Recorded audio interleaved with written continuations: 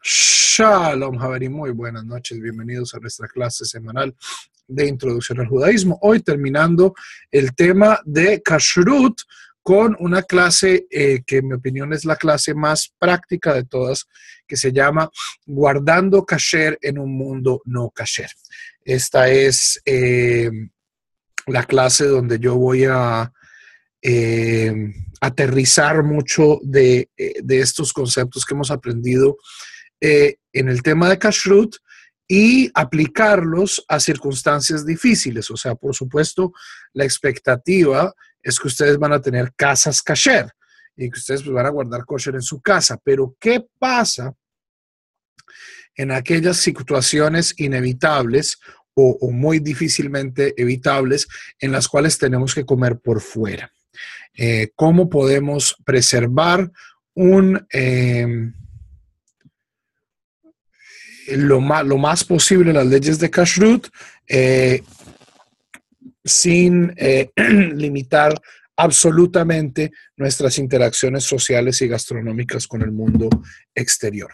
Entonces, este es el tema de la clase de hoy, guardando kasher en un mundo no kasher. Y quiero comenzar con un aviso, y es tanto a nivel halájico como a nivel ideológico, el judaísmo tradicional no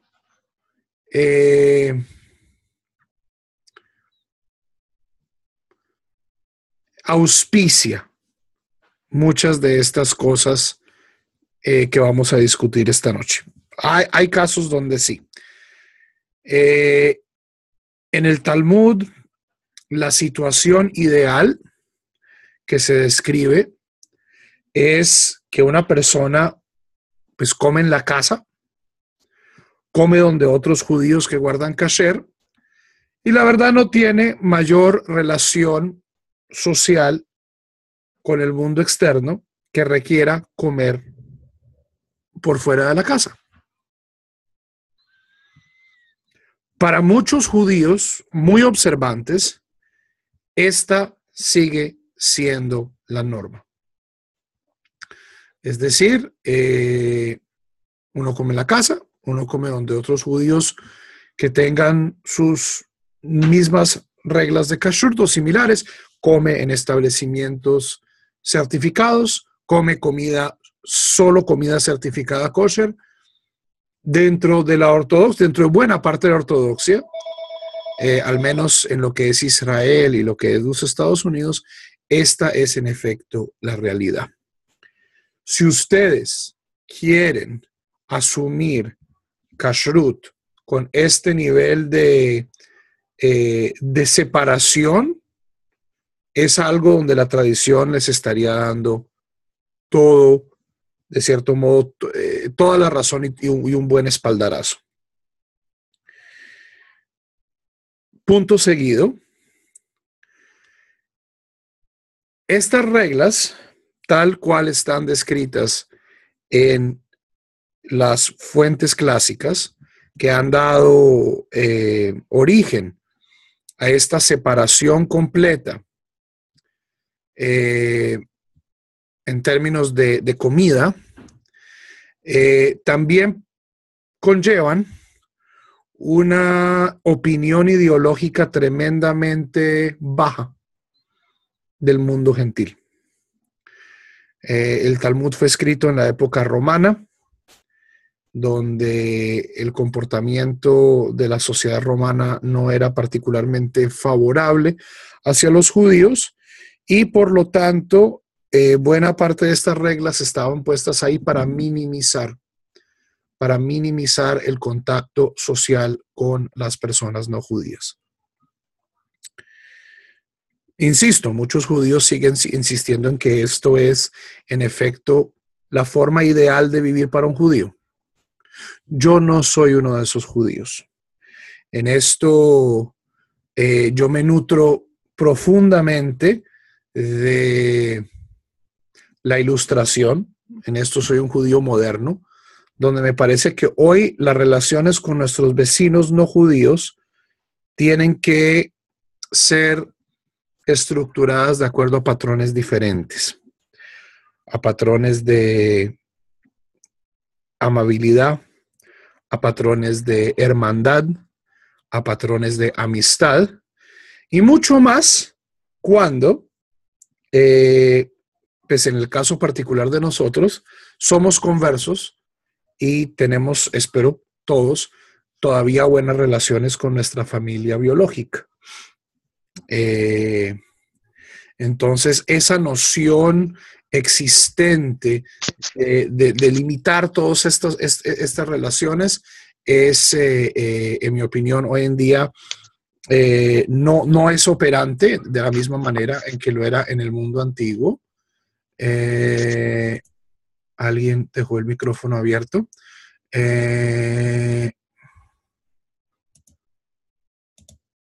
Ok. Y no es operante de la misma manera. Y no solo me estoy basando en esto en la modernidad. O sea, todo el mundo sabe que yo soy pues una picoires y un hereje y todo esto. Pero hubo, o sea, por ejemplo, en los modelos que se presentaban en el mundo, en la edad de oro de España. Nos tenemos archivos históricos sobre la comunidad judía del Cairo en la Edad Media. Esta es la comunidad donde vivía el Rambam, donde vivía, o sea, en España vivía Ibn Ezra, Yehuda Halevi, Shmuel Ibn Nagrala, es decir, judíos de un pedigrí intelectual, moral y religioso indiscutible. Y sabemos que estas personas tenían amigos no judíos, compartían banquetes con amigos no judíos, tenían relaciones intelectuales, sociales con personas no judías y hacer esto. Javerín, por favor, revisen sus micrófonos. Es muy molesto tener que estar escuchando sonidos externos. No sé por qué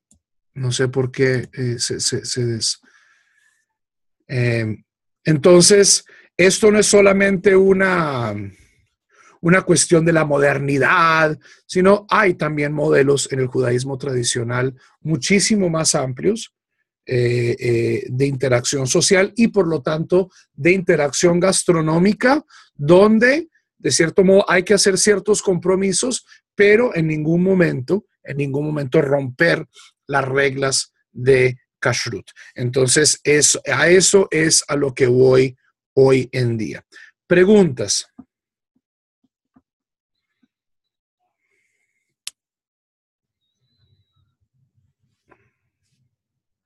Ok. Entonces, sin ningún orden particular, quiero comenzar con las diferentes problemáticas u objeciones que uno podría traer a esto de comer kasher en un mundo no kasher, o a esto de estirar un poquito las barreras de las definiciones estrictas de kashrut.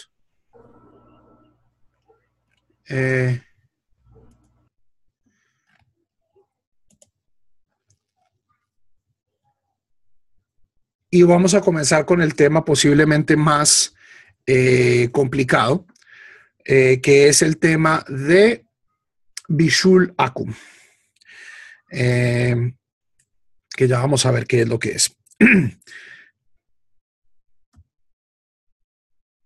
Yo, desde un punto de vista objetivo de kashrut, por ejemplo, si voy a un sitio donde venden comida vegetariana, absolutamente vegetariana, vegana, digamos, solo productos de origen vegetal, que son, pues, por supuesto, revisados, que no tengan ningún tipo de bicho, porque, pues, hoy en día en el mundo occidental nadie come bichos. So, uno podría decir desde una perspectiva objetiva de kashrut, pues, ¿cuál es el problema con esa comida? Si uno tiene una noción,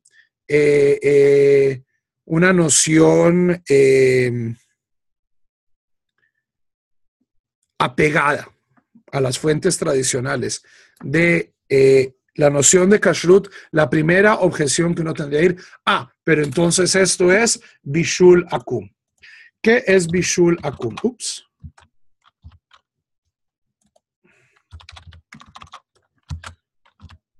Okay.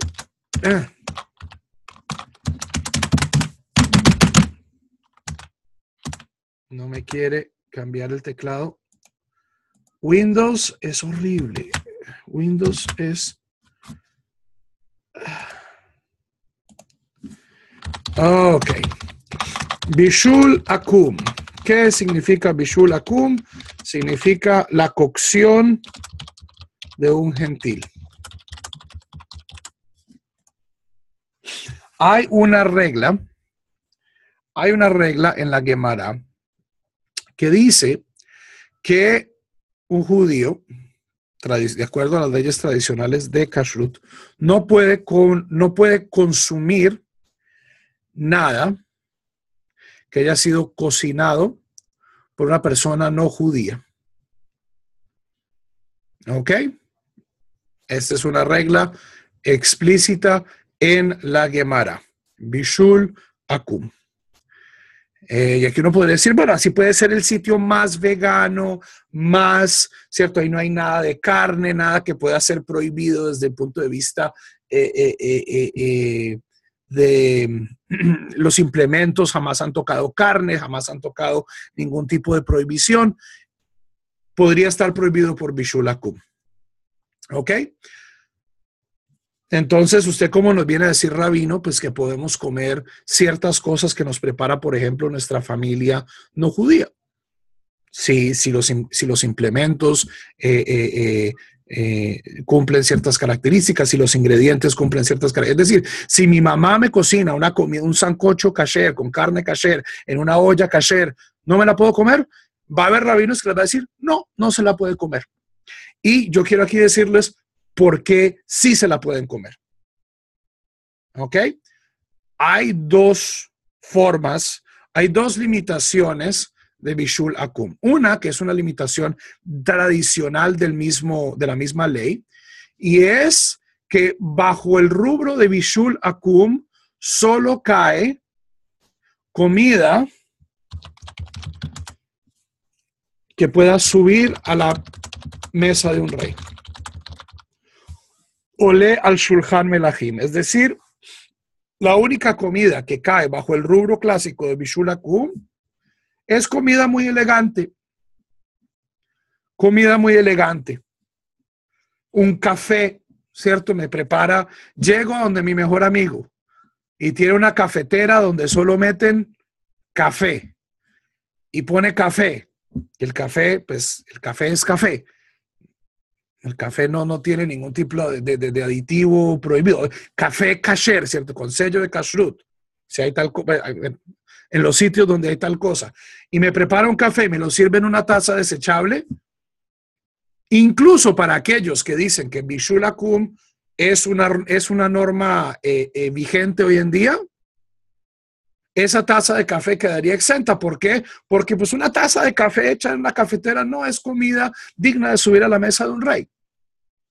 Ahora, si es un pollo al orange con reducción de naranja y una vaina muy elegante, ahí pues sí podemos entrar un poco en la noción de Bishul Akum. ¿Ok? ¿Todo claro?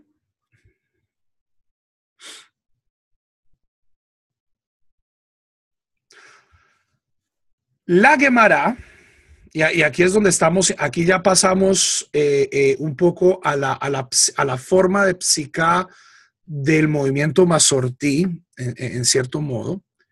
Esto es algo que no sé si convencería a un rabino ortodoxo, que es la noción de cuál la gezerá de Bishul Akum, es decir, la prohibición de comer comida preparada por un gentil, es una gezerá rabínica, es algo que los rabinos establecen. Y los rabinos establecen, y es explícita la razón. En el Talmud dice, ¿por qué fue instituido esta noción? Mishum hatnut. Es decir, para evitar interacciones sociales que lleven eventualmente a matrimonios mixtos. Para evitar relaciones sociales, si yo como con alguien, pues eventualmente me voy a casar con ellos. En el mundo antiguo, en el mundo rabínico, donde había grandes separaciones entre judíos y gentiles, y donde no había muchos sitios de interacción entre judíos y gentiles, esto puede que tuviera sentido. Pero hoy en día, comer juntos es la menor de nuestras preocupaciones que llevan a matrimonios mixtos. Estudiar juntos, vivir lado a lado, no hay guetos, vivir en culturas democráticas donde la gente, pues básicamente, usted es libre de casarse con la persona que quiere, usted tiene que obedecer a su conciencia. Eso es lo que causa hoy en día matrimonios mixtos. No es el hecho de sentarme a comer la comida que cocinaron para mí. Y hay un principio de mi maestro y mi rabino, el rabino Joel Roth, que se expresa en español de esta manera. Si hay una gezerá rabínica cuya causa, cuya motivación es explícita en las fuentes, y esta gezerá o ya no se aplica o está causando más daño de lo que mejora, esta gezerá ya no tiene validez. Lo repito, si hay un decreto rabínico cuya causa es explícita, este decreto lo decretaron los rabinos por esto, y o esta gezerá ya no es eficaz, o sea, es decir, no está resolviendo el problema halágico que los rabinos dicen que resuelve, o esta gezerá está causando más daño que bien, entonces es una gezerá que merece ser retirada. Y esta es una de las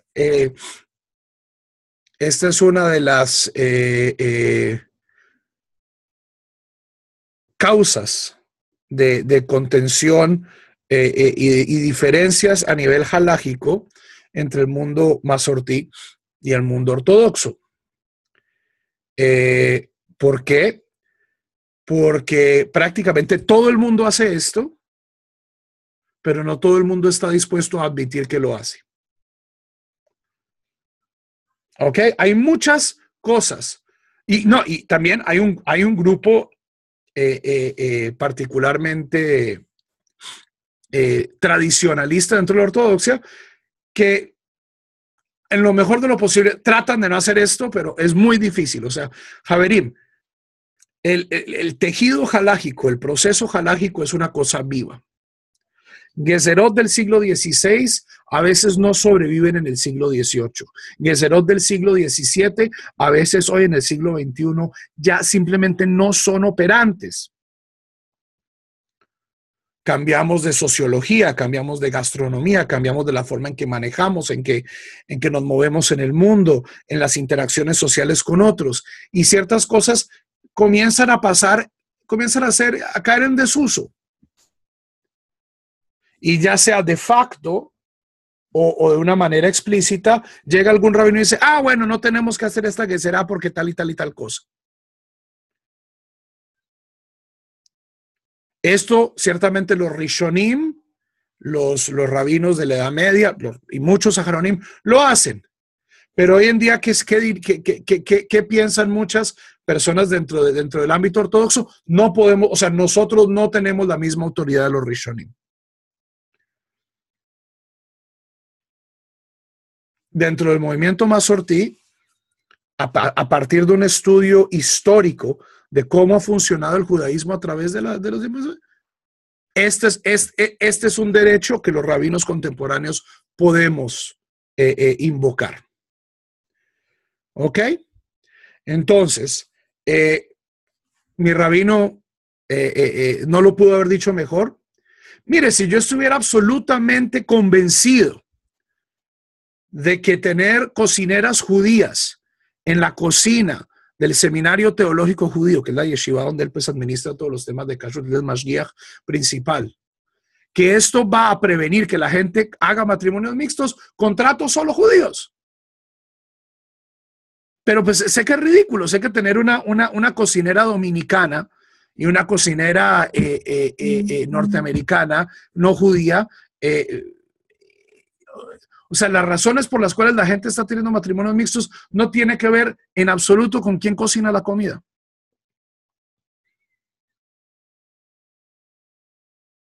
Y esto también va en contra de nuestro ethos, aquellas personas que vivimos en países democráticos, de que yo puedo encontrar profunda satisfacción intelectual, moral, espiritual y social en interacción con los judíos.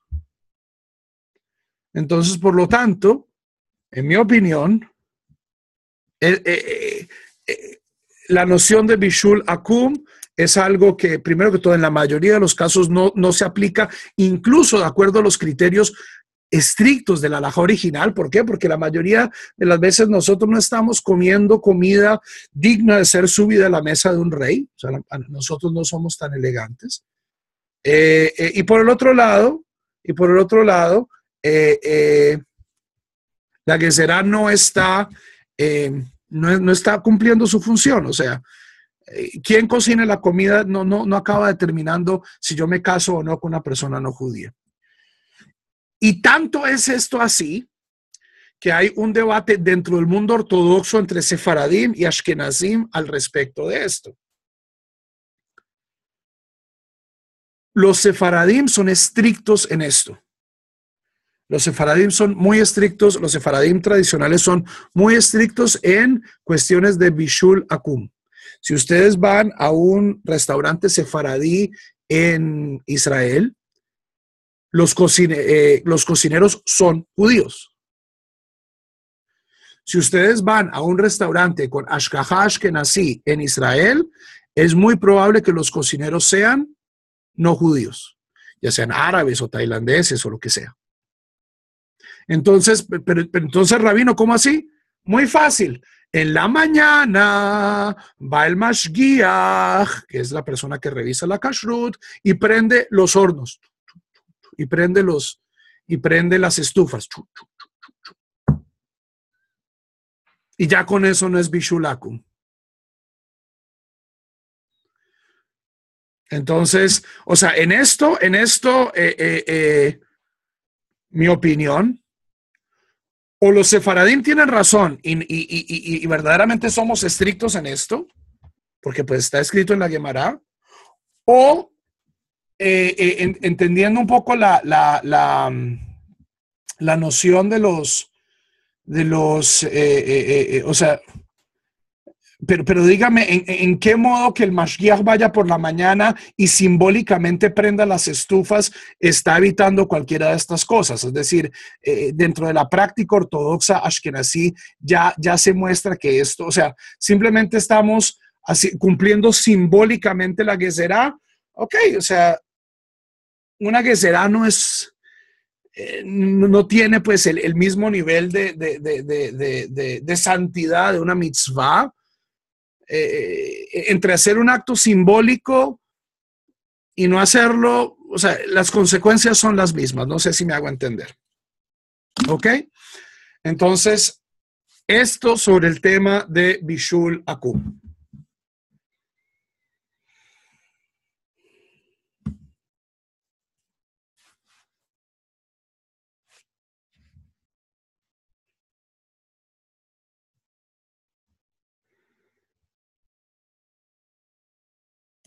Ok, entonces, si no hay preguntas sobre el tema de Bishul Akum, entonces pasamos a... entonces, si no hay problema, desde mi perspectiva, de que lo cocine una persona no judía, entonces pasemos al segundo tema de ingredientes. Entonces, hay ingredientes, Javerim, que jamás van a ser kasher. Ustedes comer carne en la calle, comer carne en la casa de sus familias, de la carne que comen ellos, no es una posibilidad. Comidas procesadas, muy complicado a menos de que tengan sello de kashrut. Entonces, estamos hablando que si ustedes van a poder comer algo en un restaurante afuera o van a poder comer algo en la casa de sus familias, en la casa de un amigo, va a tener que ser algo que venga de ingredientes, por supuesto, kasher. Es el primer paso. Luego vamos a hablar de los implementos, de los kelim. Entonces, vegetales, pues ya sabemos que los vegetales son fáciles. Frutas, los peces, si son peces kasher, ya sabemos que pues hay peces que no son kasher, como la basa o el bagre, todas estas cosas. Vegetales, frutas, peces, granos. O sea, estas son cosas que en sí mismas no tienen problemas de kashrut y que lo que importa es cómo se preparan. Cómo se preparan, si le echan grasas animales, si les echan aditivos, pues que tengan algo prohibido. Pero esto en general, objetivamente, no tiene cosas malas. Hay casos de ciertas cosas que son casos que merecen ser traídos por separado. Y son casos que la Gemara incluso trae de manera explícita. El primer caso es el aceite. El aceite. Y comienza a haber una gezerá de que en el comienzo el aceite de los gentiles, Shemen Goim, estaba prohibido, como lo estaba el pan de los gentiles. ¿Ok? O sea, y aquí estamos, por supuesto, hablando de aceite que en sí mismo no tiene nada de prohibición de kashrut, o pan que no tiene, o sea, pan que es pan que tiene harina, agua, sal, y pues fue metido en un horno, pues solo con otro tipo de pan, como un baguette o algo así, pues ¿cuál va a ser el problema? Incluso en la época de la Gemara, hay una Gezerá que dice, o sea, los rabinos dijeron, pero la gente no pudo aguantarse. O sea, era tan difícil, era tan difícil mantener que la gente solamente comprara pan de panaderos judíos o aceite de aceiteros judíos, que esta Gezerá, incluso en la época de la Gemara, ya no era eficaz, ya no era activa. ¿Ok? Entonces, esta cuestión que estamos haciendo aquí, Javerim, de ver si la Gezerá tiene sentido desde un nivel objetivo de kashrut, no es algo que nosotros nos estemos inventando, sino que es algo que en efecto es parte de la tradición y que nosotros de cierto modo tenemos, al menos en la opinión legal del movimiento conservador, el derecho de también examinarlo en nuestros días. Sí. ¿Ok? Entonces, aceites. La mayoría de los aceites vegetales no tienen ningún problema. ¿Por qué? Porque los aceites, o sea, la mayoría de los aceites que tenemos en Occidente de nuestro día, aceite de oliva, aceite de palma, aceite de soya, aceite de algodón, aceite de girasol, todos son a base de vegetales. El problema en América Latina es que a la gente también le gusta mucho la manteca. Entonces, ahí hay que tener cuidado, porque pues la manteca sí no hay forma absoluta de hacerla kasher. ¿Ok? Lo mismo con el pan. Entonces, la panadería de la esquina. La panadería de la esquina. ¿Cómo sé yo si puedo comer yo pan o no de la panadería de la esquina? Entonces, hay que preguntar. Hay que volverse amigo del panadero, preguntarle, oiga, usted, estas baguettes, por ejemplo, las baguettes son hechas en unos moldes especiales así redonditos, ¿cierto? Pues esas baguettes, ¿usted qué aceite les echa? ¿Qué ingredientes tienen? Y en mi opinión, si no tienen ningún aceite prohibido, si no son hechas en el horno con, no sé, con los rollitos de jamón, esas baguettes no tienen problema. Uno puede comer kasher en un mundo no kasher si está dispuesto a preguntar y a investigar. Javerim, esta actitud contemporánea de que si no tiene sello de kashrut no es kasher, y si el restaurante no es kasher, es algo, es algo relativamente moderno. Es fruto un poco de la sociedad de consumo. En el mundo antiguo la gente no tenía estos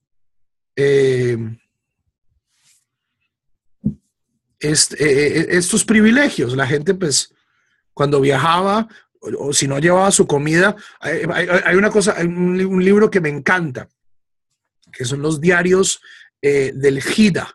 El Hida es el rabino Chaim Yosef David Azulay. Es uno de los grandes rabinos del siglo XVIII. Y él era, su trabajo, él era recolector de tzedaká para la yeshivot de Israel. Entonces él vivía en Eretz Israel y luego iba a Europa, iba a Francia, iba a Italia, a Alemania y pasaba por todas las comunidades. Vengo de la yeshivot de Eretz Israel. Era un gabay de tzedaká. Y además un cabalista, un halajista bastante importante. Y también un escritor, y tiene unos diarios de viaje hermosísimos. Mi parte favorita, el tipo llega a Francia justo antes de la Revolución Francesa. Y el tipo está viajando por la Francia de Luis XVI. Y el tipo describe lo que come. El tipo dice que pues él cuando llegaba a una posada, pues sí, cuando lo recibían en casas judías, pues comía sin ningún problema. Pero cuando llegaba a una casa, a una posada, entonces él pedía una olla especial y en esa hacía huevos duros, le pedía que le hicieran huevos duros y comía de eso. Hoy en día, si el Hida estuviera viviendo de acuerdo a los estándares de kashrut de contemporáneos, pues se moría de hambre. ¿Cómo así que entrar a una posada francesa donde seguramente estaban rostizando un jamón y tocino y toda esta cosa? ¿Cómo así que el Hida va a pedir entonces una ollita aparte y va a hacer sus huevos? ¿Ok?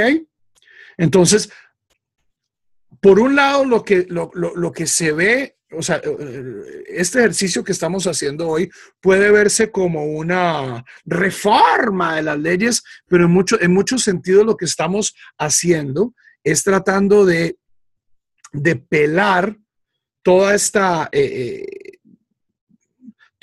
capa reciente de humrot, de estringencias que se han añadido al mundo de la kashrut. ¿Para qué, Javerim? Para simplemente hacer la kashrut algo manejable. Ustedes, Javerim, déjenme decirles la noticia, no viven en Brooklyn, no viven en Jerusalén, ustedes viven en Guatemala, ustedes viven en México, ustedes viven en Colombia, ustedes viven en Ecuador, y tienen que de cierto modo hacer que la kashrut funcione para ustedes. Si no, a menos de que ustedes quieran absolutamente encerrarse en sus casas y solo comer en sus casas, lo cual es una opción muy loable. O sea, si ustedes hacen eso, mis respetos para ustedes, pero no sé, o sea, si ese es el tipo de vida judía insular que ustedes quieren vivir, posiblemente no sea yo el mejor rabino para guiarlos en esto, porque yo no creo en la insularidad. Yo no creo que el pueblo judío aislado en un gueto esté haciendo su labor de la mejor manera, y creo que la modernidad pues, nos ofrece grandes oportunidades de intercambio con otras personas, y la halajá de cierto modo también permite para esto. Entonces, aceite, pan, la leche ya habíamos hablado, esta cuestión de Holov Israel, de que la leche tiene que ser ordeñada por un judío. El rabino Moshe Feinstein, el rabino más prestigioso entre el mundo ashkenazí del siglo XX, dice, mire, hoy en día a los gentiles no les gusta tomar leche de burro, ni les gusta tomar leche de camello. Sí dice que eso es leche de vaca y tiene un sello del gobierno y está registrado por el FDA o por el INVIMA o por lo que sea, por las autoridades sanitarias, pues podemos confiar que eso es leche de vaca. Si usted quiere tomar leche de vaca, que es Holo Mistral, pues muy bueno para usted, pero pues pague, le va a tocar pagar extra, pero eso no significa que las personas que estén tomando leche normal, ¿cierto? Leche sin sello de kashrut especial, huevos con sello de kashrut, o sea, dígame, o sea, un huevo es un huevo. Los huevos hoy en día, Javerim, déjenme decirles, a menos de que sea huevo campesino, de gallina campesina, es muy improbable que haya sido fertilizado. Estos huevos, o sea, la gallina lo pone y ¡buc! Inmediatamente lo quitan. No hay gallos 7 kilómetros a la redonda. ¿Quién va a fertilizar ese huevo? O sea, la manera de producir huevos, o sea, ustedes ven huevo con sello de kashrut, o sea, un huevo industrial hoy en día, ¿cuál es el sello de kashrut? Es superfluo. Lo mío, sal con sello de kashrut, pues, ¿qué más le van a echar a la sal? Sal es sal. Y lo mismo pues en el tema, aceite es aceite y pan es pan. Ya si estamos hablando de tortas y si le meten, o sea, como en Colombia que le meten jamón y queso y jamón y piña a todo, pues ya uno tiene que ser más cuidadoso, pero pues uno sabe que el pan de 500 pesos en Colombia es el pan blandito bogotano, pues uno va y le pregunta al panero, oiga, ¿qué grasa utiliza usted para hacer esta cosa? El panadero dice esto. ¿Usa papel pergamino? Sí, miro, uso papel pergamino o uso estos moldes de silicona. Y uno pregunta. Y entonces yo ya sé si yo puedo comer este pan o no puedo comer este pan. ¿Ok? Dos casos, o sea, en el caso del aceite, en el caso del pan, en el caso de la leche, estoy presentando pues la opción como más indulgente. He aquí el caso donde yo particularmente soy estricto, que es el caso del vino. ¿Por qué? Porque la kashrut del vino, Javerim, no... Por eso, o sea, Silvia, eso es una enguanda, como decimos en Colombia. Huevos con sello de kashrut. Es un huevo industrial, es un huevo. Eso significa que le pagaron que pagaron por tener el sello, pero pues eso no significa que un huevo que no tenga el sello de kashrut no sea kasher. El vino tiene una serie muy estricta de restricciones de kashrut, posiblemente la más estricta, y no tiene que ver con los ingredientes. Tiene nada que ver con los ingredientes, porque vino, ¿qué es vino? Vino son uvas. Y ya. Muy pocos vinos tienen aditivos. Entonces se les pone algo así para que se precipiten los sulfitos, pero pues eso por lo general son químicos, ¿no? Hay sitios en Francia y en Grecia donde le echan sangre de toro a ciertas resinas, pero pues esto estamos hablando de vinos muy artesanales. O sea, la producción industrial de vino hoy en día, eso es uva, no más. Pero entonces, si ese es el caso, Rabino, ¿usted por qué nos va a decir ahorita que el vino? Entonces, no. Porque el vino, Javerim, desde siempre ha sido un instrumento litúrgico, un instrumento religioso. No en vano, el vino es parte central de prácticamente todo ritual judío y del ritual más importante de la cristiandad. Y si nosotros vemos el paganismo romano, el paganismo griego, el paganismo egipcio, el paganismo babilonio, libaciones de bebidas alcohólicas, pues en los sitios donde había más cerveza, en los sitios donde era más cerveza de dátil, pues cerveza de dátil, en los sitios como Grecia, donde era vino, pues era vino, o en Italia, en Roma, que no era... la libación era el acto litúrgico más importante y más frecuente que las personas hacían en el mundo antiguo. Cuando un romano entraba a su casa, ¿qué hacía? Había una copita de vino o de agua, si no era muy pobre, frente a una estatua de los lares o los espíritus favorables de la casa, los diosesitos de la casa. Y toda persona que entraba, como, o sea, como el besito de la mezuzá nuestro, ellos metían la mano en una copa de vino de agua y hacían una libación, rociaban sus estatuas en la calle, o sea, había estatuas de los dioses en la calle, la gente, como hoy en día las abuelitas católicas se persignan cada vez que pasan frente a una iglesia, en el mundo romano pasaba la gente, metía los dedos en vino, una cosa de vino de agua, y le echaban gotitas a la estatua del dios. Ese es el mundo en el que estas leyes fueron escritas. Y por lo tanto el vino tiene adiciones extra. Toda una serie de leyes. El vino prácticamente tiene que haber sido hecho por judíos para judíos.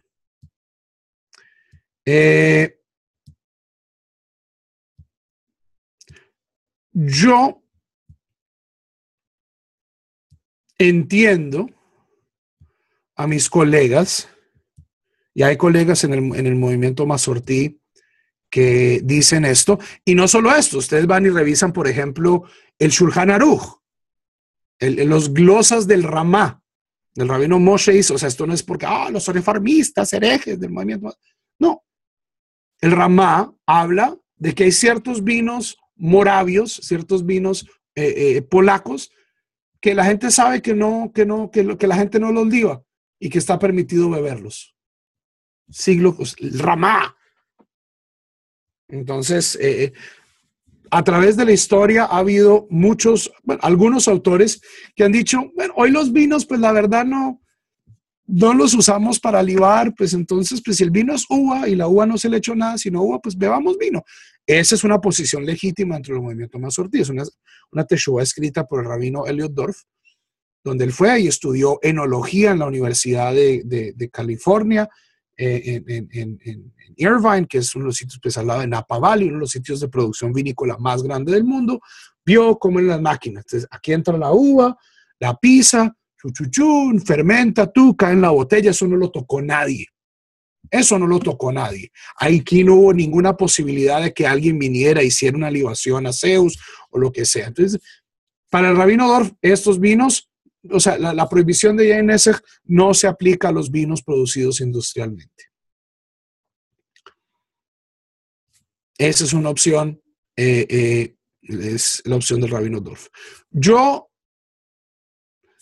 Y esto, Javerim, también tiene mucho que ver que a mí el vino, pues no me gusta. Para mí el vino o sea, yo tomo vino cuando hago kiddush.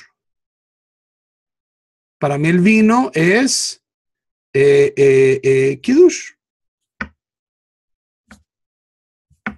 Entonces, dado que para mí beber vino es un acto litúrgico, es un acto religioso, quiero que este vino haya sido hecho por personas que compartan mi visión religiosa. ¿Ok? Y acá, y esto ya lo hemos hablado, aquí yo soy también estricto por lo que sé de la cultura en América Latina.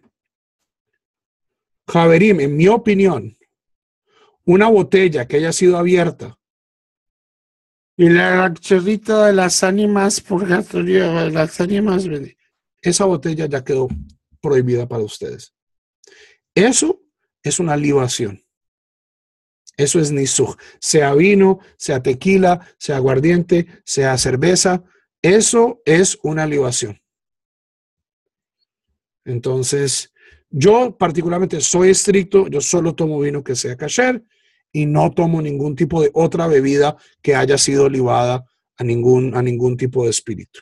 O sea, y esto es porque dentro de mi contexto latinoamericano sé que esto sucede. O sea, hoy puede que no estemos haciendo libaciones a los dioses romanos, pero sí estamos libando a las ánimas del purgatorio. En México es un problema grave. En Colombia eso es un problema grave. No sé si en otros países de América Latina haya como este culto a los ancestros, etcétera, etcétera, etcétera.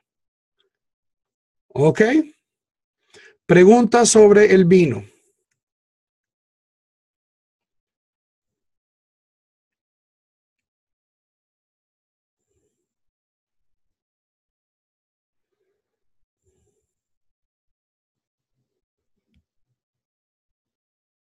Ok.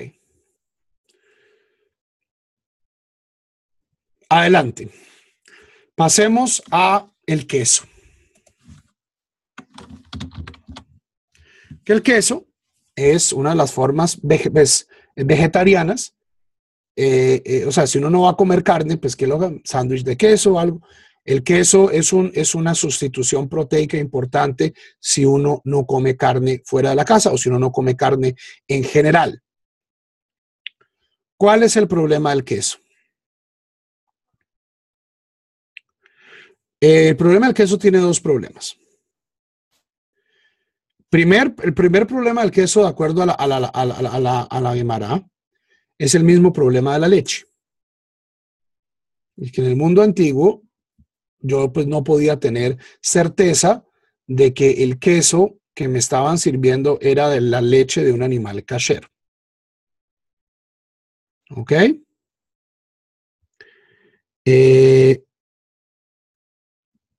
Lo cual es un problema. Pero en mi opinión, hoy en día, pues queso de burra, queso de yegua, queso de camello, no es algo que nosotros consumamos. Entonces, esa preocupación, en mi opinión, ya no es una preocupación válida. ¿Cuál es la preocupación? La segunda preocupación, que es una preocupación válida, y cómo se resuelve.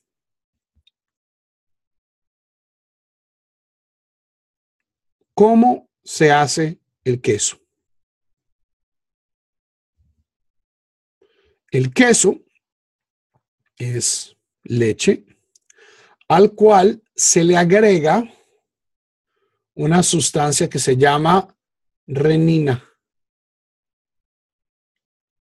¿Ok? Renina. Lo que se llama el cuajo. El cuajo es producido de manera natural en el estómago de los rumiantes. Panza, bonete, librillo y cuajar. ¿Cómo era el proceso de hacer queso en el mundo antiguo?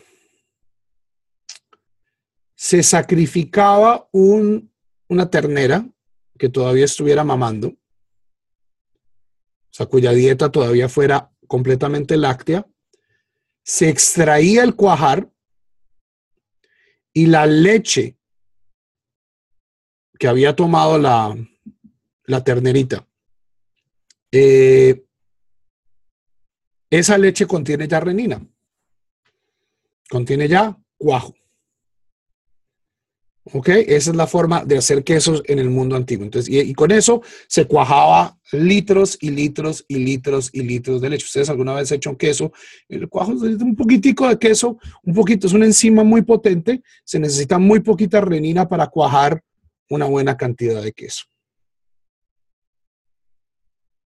¿Ok?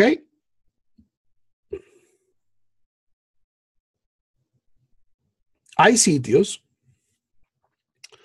donde el cuajo se extrae no de la leche, sino de las paredes, o sea, se mata el animal, se extrae el cuajar y se sala o sea, esto es tradicionalmente, no estoy hablando hoy en día.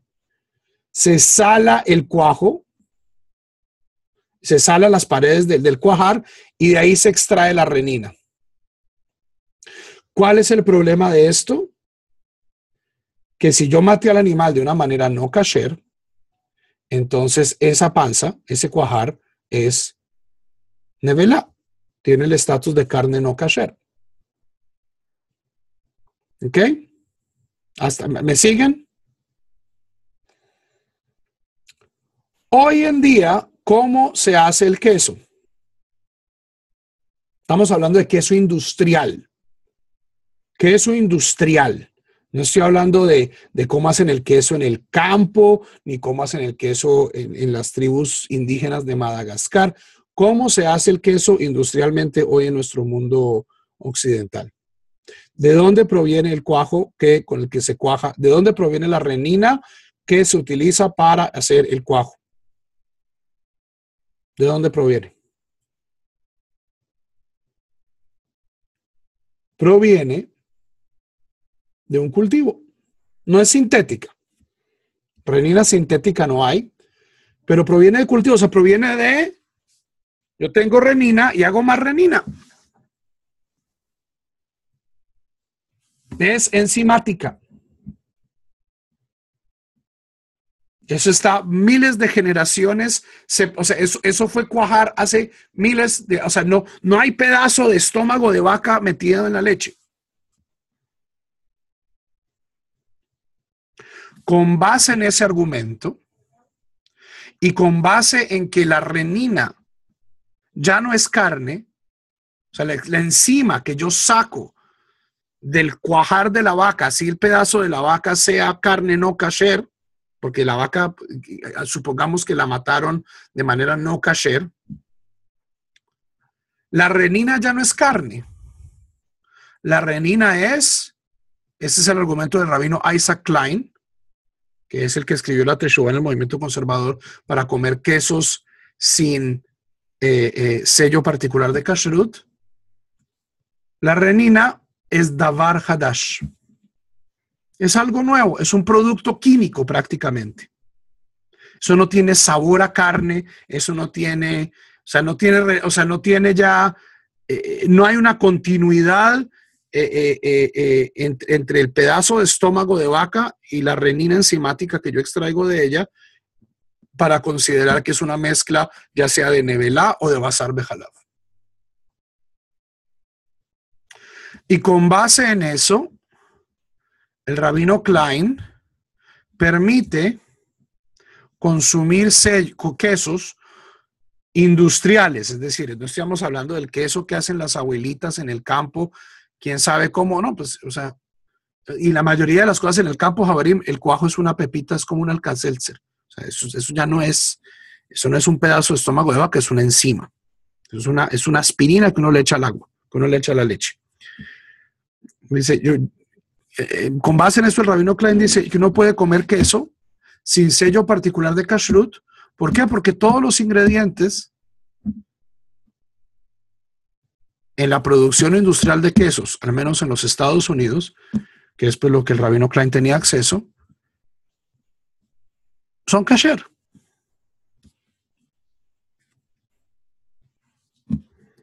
¿Ok?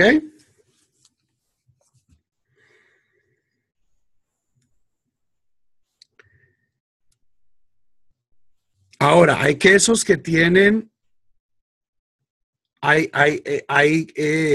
quesos que tienen sello de kashrut, porque entonces hay reninas que vienen de animales que fueron sacrificados de manera kasher.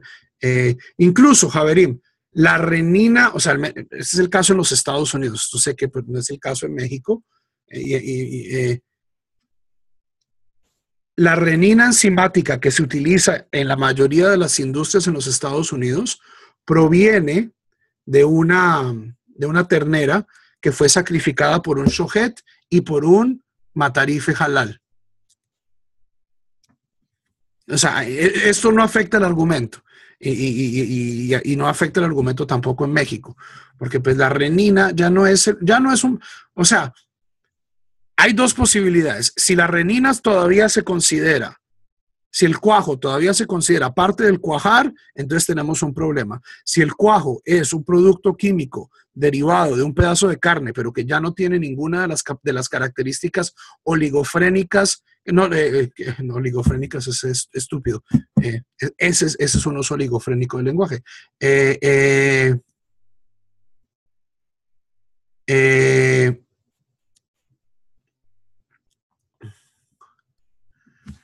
En química, el olor, el sabor, ¿cómo se dice esto? Las características, no, se me fue la paloma. Eso ya no sabe a carne, no se ve como carne, no huele a carne. Entonces ya no es carne, es davar hadash, es algo nuevo. ¿Ok? Los cuajos, los cerdos no son rumiantes, por lo tanto, del estómago del cerdo no se puede sacar cuajo.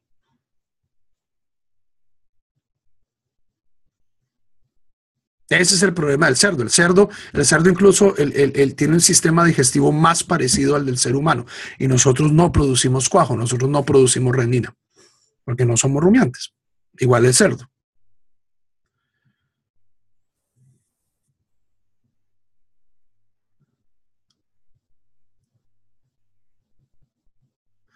Ahora, el caso de la gelatina,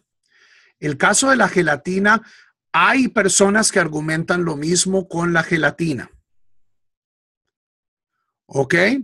Pero en mi opinión hay una gran diferencia entre la gelatina y la renina, en el sentido, primero que todo, que la renina es un extracto del cuajar. El cuajo es un extracto del cuajar, no es cuajar. El cuajo es algo que se saca, que se extrae del cuajar. La gelatina es carne que ha sido, cartílago que ha sido derretido y que ha sido llevado a una temperatura donde el colágeno se disuelve. Eso es carne. ¿Ok? Entonces, en mi opinión, la gelatina es complicada. En mi opinión, la gelatina, el caso de Davar Hadash para el cuajo es mucho más sólido que para la gelatina. Porque yo pues metí las orejas. Además, la mayoría de la gelatina en América Latina sí es de origen porcino. Entonces yo metí la oreja del cerdo y la cola del cerdo y la pata y todas estas cosas y esto lo elevé para, o sea, eso fue carne en algún punto. Ya no se comporta como carne, pero fue carne.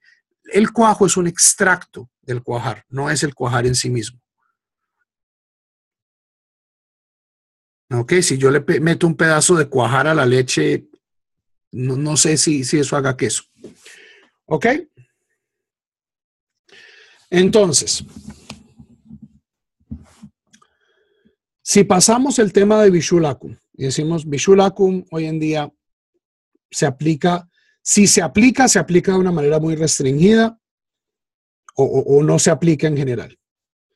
Y entendemos que hay muchos ingredientes de comida normal que son kasher.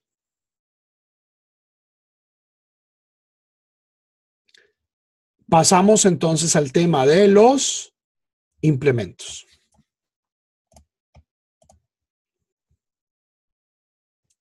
Y aquí hay que tener, en mi opinión, separar dos cosas. Por un lado, implementos que solo se utilizan para una cosa.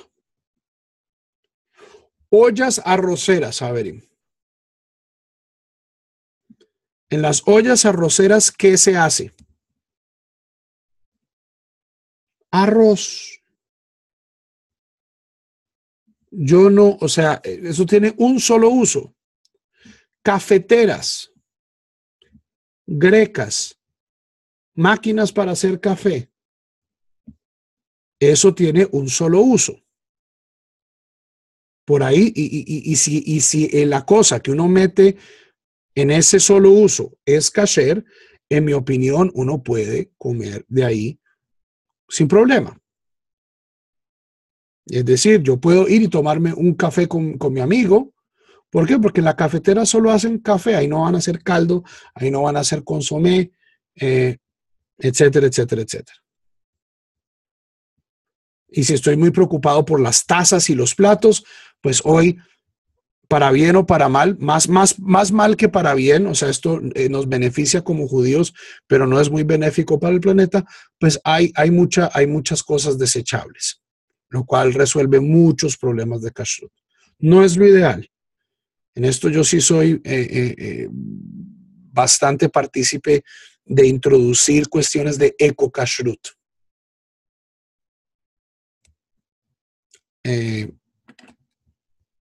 Pero pues desde un punto de vista solo hablando de kashrut, pues sí, una taza desechable, pues una taza desechable no tiene problemas. Un café, pues esa cafetera no le ha metido nada. Recordemos que la transferencia de sabores solo puede ocurrir o ocurre más frecuentemente en caliente. ¿Ok? Cuando hay calor aplicado. Entonces, si yo voy, por ejemplo, a un restaurante como Subway, ¿ok? En Subway, todo está ¿en qué?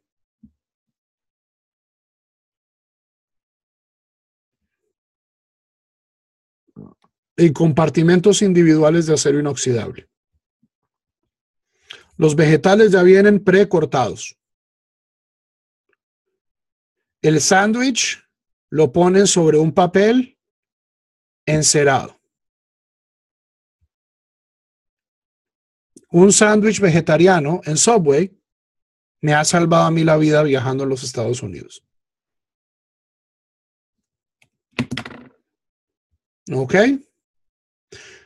Ahora, en ese caso, ¿cuál es la única cosa que yo debo tener cuidado? Que no corten el sándwich. Tiene una serie de cuchillos. El último cuchillo siempre es el que corta el sándwich en la mitad. Ese cuchillo ha cortado pollo, ha cortado jamón, ha cortado tocino. Y siempre me mira muy raro con alergias. Eso es buenísimo. Inventarse alergias es fabuloso para no tener que explicar todas estas cosas.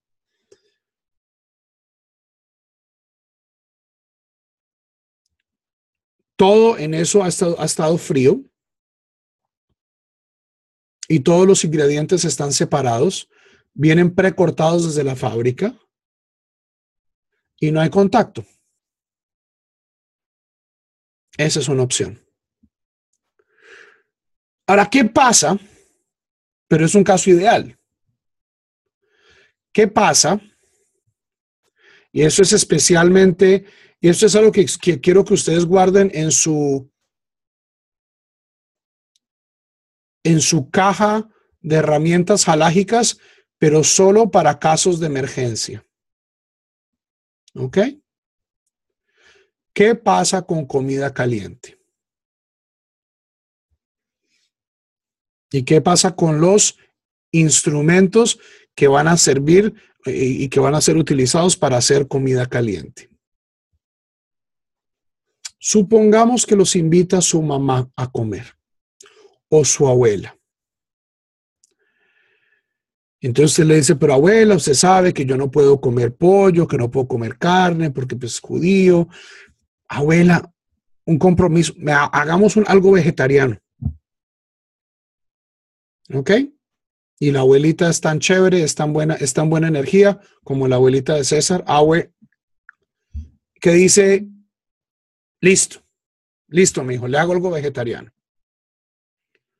O le hago un pescado. Vamos y compramos una tilapia, vamos y compramos un salmón o un atún y le voy a hacer algo vegetariano.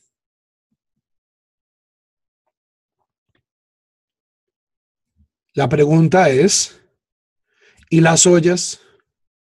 ¿Y los cuchillos? Y todo esto de lo que hablamos hace 2 clases de las ollas cárnicas y las ollas lácteas y los platos y los tenedores y todo esto. Hay una norma que quiero que la guarden solo para emergencias, que se llama la norma de Ben Yomo.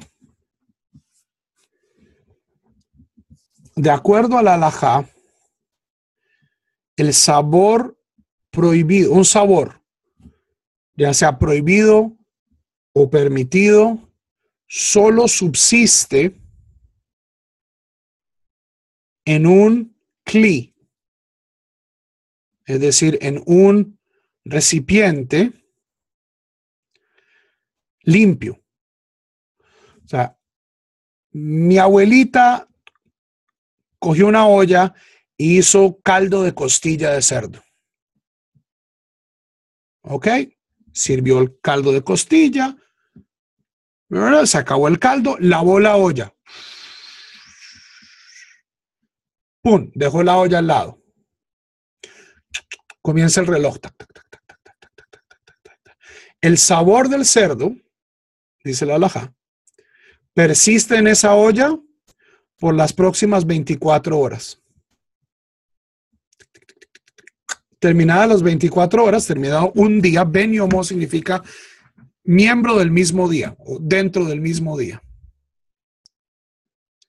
Si alguien cocina en esa olla después de 24 horas, no hay transmisión de sabor.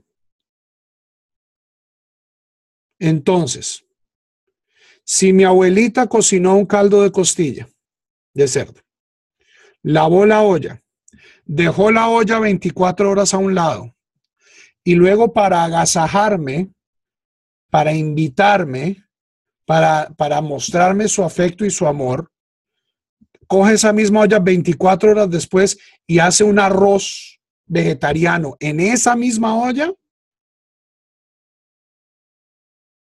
de acuerdo a la halajá, ese arroz es perfectamente legítimo.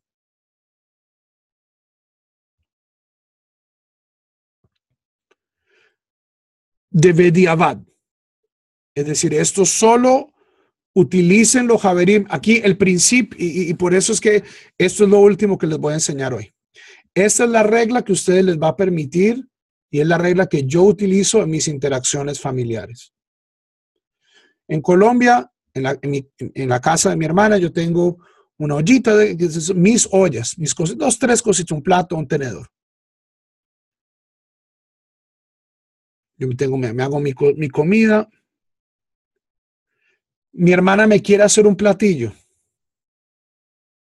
Lo ideal es kasherizar la cocina. Pero a veces se le olvida, a veces no tengo tiempo de llegar y kasherizar la cocina y me prepara algo. Y yo sé que esos moldes no han sido usados en meses o en semanas. Aquí tengo 2 valores. Tengo por un lado el valor de Shalom Bait y tengo por el otro lado el valor de Kashrut. Si algo no es kasher, Javerim, si en ese molde hace 8 horas, por más limpio que esté, prepararon cerdo, no hay nada que yo pueda hacer, no me lo puedo comer. Pero esta regla de Ben Yomo a mí me permite, en casos de donde hay otros valores de compitiendo, como el valor de mostrarle respeto a mi familia, de preservar una paz familiar, de que mi transición al judaísmo no destruya mis relaciones con mi familia, que para mí es algo importante. Hay rabinos que, la mayoría de estos rabinos no son conversos, que dicen, pues su familia, usted tiene que volver, usted ya es judío, usted se pare. Para mí eso es no solo algo poco deseable y algo que no estoy dispuesto a hacer, sino me parece hoy en día un Hilul Hashem, un desecrar el nombre de Dios. Porque yo voy a causar que otra gente diga, estos judíos llegan y dicen y se ponen a fregar. Mi comida me trata como basura. Uno debe ser muy cuidadoso. Javerim, sí, esta es la ley que nosotros pensamos que es la ley de Dios para nosotros. Pero no se nos olvide que todo ser humano es también imagen y semejanza de Dios. No es la ley de Dios, es el representante de Dios. Entonces, en aquellos momentos donde nosotros a veces tengamos que utilizar no es una trampa, es una institución halágica que nos permite a veces elegir otros valores. En sus casas no apliquen esta ley. Si algo se vuelve, si revuelven con la cuchara, kashericen la cuchara, kashericen la olla. Pero si tienen que ir a comer donde su abuelita, que nunca va a entender las reglas de kashrut, y a duras penas se entiende, ay abuelita, hágame algo vegetariano, hágame un arroz con habichuelas, un arroz con vegetales y un salmón. Y la abuelita no va a entender más. Entonces aquí la halajá les está dando una herramienta para... Lo ideal sí sería que la abuelita tuviera pues ollas especiales para ustedes y platos especiales para ustedes o cacherizar a la cocina, pero a veces, Javerim, eso no va a pasar. Y cuando no va a pasar, entonces ustedes tienen esta cosa y es una simple pregunta, oiga, esa olla que hicieron para cocinar esto vegetariano o esto pesquetariano, o sea, cuyos ingredientes y sazones son todos permitidos, ¿esta olla la usaron hace poquito? ¿Hace recientemente? Y si dicen, no, no, no, esto, la última vez cocinamos esto fue hace 3 días o antier. Entonces, de acuerdo a la halajá, ustedes pueden. O sea, esa comida es kasher. Lo mismo se aplica también para los platos. Para los platos. Aunque hoy en día, con la plétora de platos de plástico, platos de papel, platos desechables, no es algo tan necesario como en el mundo, como anteriormente. Pero también, les sirven en la vajilla no kasher de su familia. La vajilla es de vidrio, no hay problema. La vajilla no es de vidrio. Esta vajilla, ¿cuándo fue la última vez que la usaron? Y hay veces, Javerín, que les va a tocar decir, no puedo. Ah, no, esto lo usamos para el almuerzo, para la chuleta de cerdo. Ahí ustedes pueden decir, lo siento, no puedo comerme el plato vegetariano. ¿Me lo pueden servir en un plato desechable, por favor? O en otra de las vajillas que no hayan usado en 24 horas. Y la gente hace cara, pero sí, pero la mayoría de veces dicen, sí, sí, sí, sí. Y pues ustedes también tienen que ser proactivos. Esto se aplica para todo instrumento. Cubiertos, vasos, platos, ollas. Si algo limpio no ha sido usado en las últimas 24 horas, esto revierte a un estatus de parve, a un estatus insaboro.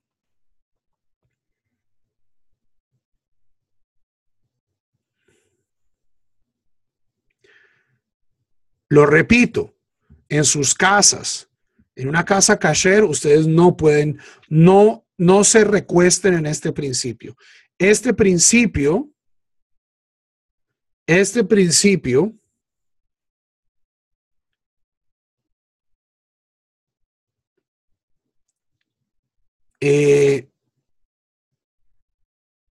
úsenlo con cuidado.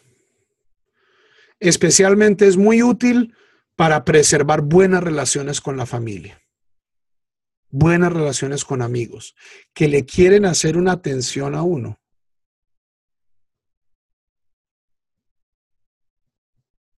Y que no van a tener la educación. O sea, uno también puede educar, o sea, yo ya hoy mi hermana, después de yo casi 20 años de ser judío, ya sabe mantener una casa kosher. Y sabe qué comprar, y sabe qué no comprar, y sabe qué mezclar y qué no mezclar, y me tiene mis platos. La gente aprende, pero de la noche a la mañana no van a aprender. Restaurantes es más complicado. Restaurantes es muy fácil, restaurantes donde hay, por ejemplo, un salad bar. O sitios de sándwiches donde yo puedo ver, ¿cierto?, que todo está separado. O sitios de bagel, ¿cierto?, donde cortan el bagel y van poniendo las cosas por separado. O sea, si es una cadena donde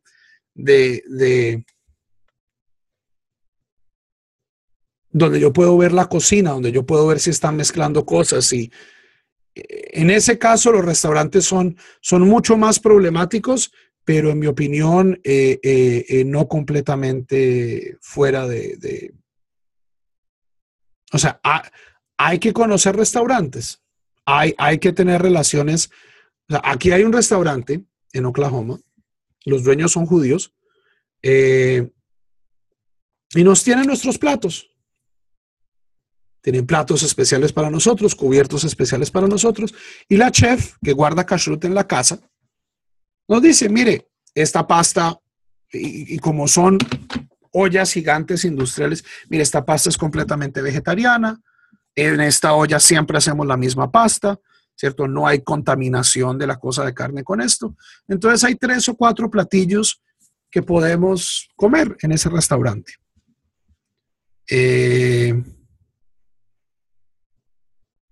Es más complicado en restaurantes porque ustedes tienen menos control y porque ustedes no están viendo lo que pasa. En la casa de un amigo, en la casa de la abuela, en la casa de la mamá, ustedes pueden decir, mire, mamá, hágame un arroz con patacones y cámbiele el aceite a las patacones. O sea, uno puede decir, hágame algo vegetariano y pues en una olla que no haya sido utilizada. O sea, usen esto bediavad. Los invitan, ay, mira, te hice, sé que eres judío, entonces te hice algo vegetariano. Y hacen una gran sonrisa. Dice, ¿esa olla fue usada hace 24 horas? No, dice, yes. Y ustedes, muchas gracias. Y la gente va aprendiendo, la gente va aprendiendo. Entonces, Javerim, espero que esta clase haya sido útil. Eventualmente, pues ustedes tienen que encontrar su propio equilibrio. Estas son las herramientas que yo uso para guardar kasher en un mundo no kasher. Seguramente hay gente que va a decir que esto no es suficiente, que tengo que ser más estricto. Ok, sí, posible. Ciertamente podría ser yo más estricto en temas de kashrut, pero eso limitaría en mucho mis interacciones con mi familia y con mis amigos y con el mundo. Y esto es algo que para mí tiene un gran valor. Entonces, ¿cómo resuelve uno estos conflictos de interés? Con conocimiento y preguntando, preguntando y preguntando y preguntando, sabiendo cómo se produce la comida que comemos. Esto es algo bien, bien importante. Javerim, mil gracias por venir este lunes en vez del domingo. Próximo domingo nos vemos a la hora de siempre. No sé con qué tema seguimos, pero esta es el final de nuestras clases de Kashrut. Y bueno, estamos en contacto. Lehitraot y Kol Tuv.